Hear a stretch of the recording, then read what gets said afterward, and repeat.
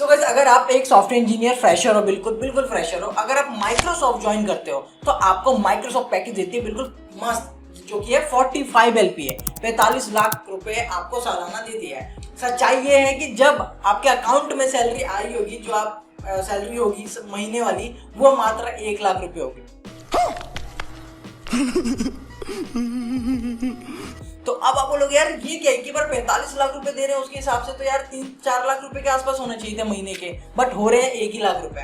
तो कैसे सैलरी पूरा ब्रेक डाउन इस वीडियो में कर रहा हूँ। इससे पहले मैंने गूगल की सैलरी ब्रेक डाउन करी थी, और आज की इस वीडियो में मैं माइक्रोसॉफ्ट, अगर आप ज्वाइन करते हो SDE1 या SDE2 मतलब सॉफ्टवेयर इंजीनियर पोजीशन फ्रेशर, या फिर आपके पास एक्सपीरियंस है तो आपको कितनी सैलरी दी जा सकती है, और आपका जो सैलरी है लाइक कहाँ कहाँ कैसे कैसे इन्वेस्ट किया जा रहा है, उसके बारे में बात करेंगे इस वीडियो में। तो अगर यार वीडियो तो डेफिनेटली बहुत पसंद लगेगी आपको, तो सपोर्ट कर दो। फिर इस वीडियो को स्टार्ट करते हैं। So let's get start.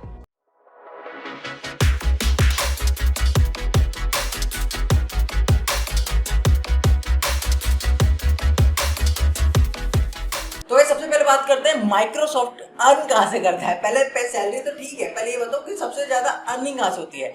तो माइक्रोसॉफ्ट की सबसे ज्यादा अर्निंग उसकी क्लाउड से होती है, जो क्लाउड सर्विस होती है ना माइक्रोसॉफ्ट की, वहां से वो सबसे ज्यादा अर्निंग करता है। And then second earning resources उसका है जो माइक्रोसॉफ्ट 365 है ना, जैसे पावर पॉइंट, एक्सेल, वर्ड, ये सब जो है यहाँ से वो अर्न करता है। और भी बहुत सारे चार्ट दिखा दूंगा, देखना है देख लेना, स्क्रीनशॉट लेना ले लेना, एज अ नॉलेज पर्पस की पता होना चाहिए यार कहाँ से कंपनी कैसा पैसा बना रही है। ठीक है, चलो अब बात करते हैं SDE1। अगर आप सॉफ्टवेयर इंजीनियर 1 हो, माइक्रोसॉफ्ट में अगर ज्वाइन करते हो, तो आपको सैलरी दी जाती है 45 लाख रुपीज। अब इससे पहले थोड़ा सा बात करते हैं SDE1 माइक्रोसॉफ्ट में कैसे ज्वाइन कर सकते हैं, इंटरव्यू प्रिपरेशन कैसे अप्लाई करना है, कैसे कर सकते हो, उसके ऊपर ऑलरेडी एक वीडियो बन चुकी है, लिंक डिस्क्रिप्शन में आ रहा होगा, थंबनेल में दिखा दे रहा हूँ, यहाँ से आप देख करके आराम से जाकर इस वीडियो को देख लो, जिससे पता चल जाए कि भैया कहाँ से कैसे अप्लाई करोगे, फिर इंटरव्यू में कैसे परफॉर्म करना है, और फिर कैसे जॉब लेना है माइक्रोसॉफ्ट में। ओके, तो जॉब लेने की टेंशन खत्म। अब बात करते हैं सैलरी मिलेगी तो उसके बारे में समझाओ। तो मतलब जो आपके अकाउंट में सैलरी आएगी वो बेस सैलरी होती है, याद रखना। जो आपके अकाउंट में आएगी तो वो 14 लाख रुपए हो सकती है। तो 14 लाख को आप 12 से डिवाइड करोगे तो वही 1.1 लाख होते हैं, तो वही समझ सकते हो 1,10,000 15,000। ओके, तो ये बेस सैलरी होगी। दूसरी चीज होती है इसका रिलोकेशन। तो जैसे कि मान लो वही बात है कि भैया माइक्रोसॉफ्ट बेंगलोर में, आप कहीं और हो, इंडिया के किसी भी कोने में हो, अगर आप बोले कि भैया यहाँ आओ बेंगलोर में, तो आपको रिलोकेशन चार्जेस भी देती है, जो कि होते हैं 70,000 के आसपास। ओके, पहले दूसरी चीज रिलोकेशन। तीसरी चीज ज्वाइनिंग बोनस। तो ज्वाइनिंग बोनस भैया 5 लाख रुपए। तो 5 लाख आपको ज्वाइन करते वक्त एक वक्त पे नहीं दे देगा, ये 2.5 लाख रुपए आपको ज्वाइनिंग करते वक्त देगा। जैसे कि मान लो कल से मेरी ज्वाइनिंग है, तो मेरे को ज्वाइनिंग बोनस मिलेगा 2.5 लाख रुपए, और फिर मेरे को 1 साल बाद मैं अभी कंपनी में रहा तो फिर मुझे 2.5 लाख फिर मिल जाएगा। मतलब ये कंपनी में रहना है, ना छोड़ के जाओ, उसका वो देने का टोपा है, समझ रहे हो। तो 5 लाख रुपए ज्वाइनिंग बोनस भी होता है। अब जो फोर्थ जो चीज है, चौथी चीज जो कि मुझे बहुत पसंद है, जो कि RSU रिस्ट्रिक्टेड स्टॉक यूनिट। मतलब आप स्टॉक समझ सकते हो, कंपनी स्टॉक्स भी दे रही होती है। तो स्टॉक्स जो दे रही होती है वो $30,000 मतलब कि 24 लाख रुपए के आसपास आपको स्टॉक दे रही होती है। तो अब आप सोचो यार एक ही बार 24 लाख रुपए खर्च करो, साले स्टॉक बेचो और अपने अकाउंट में, ऐसा भी नहीं कर सकते आप।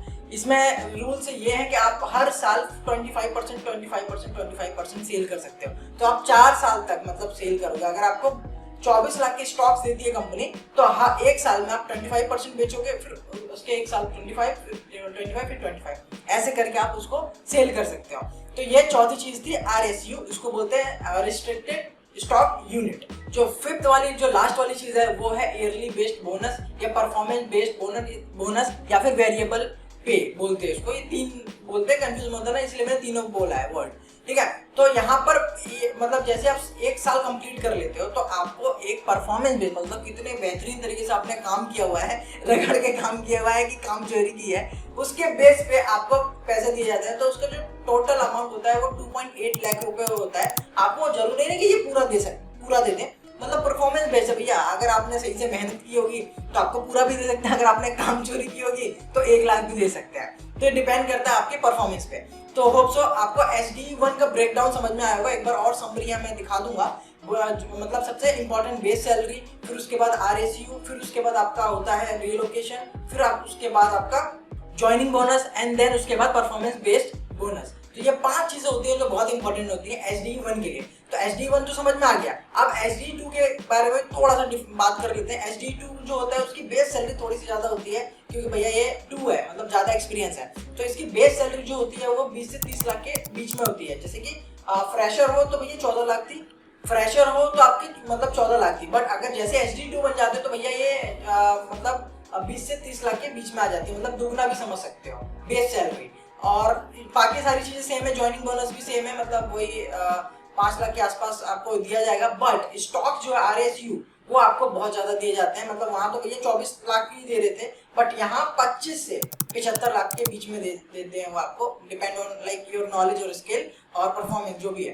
तो ये सब डिपेंड करता है आपके नॉलेज के ऊपर।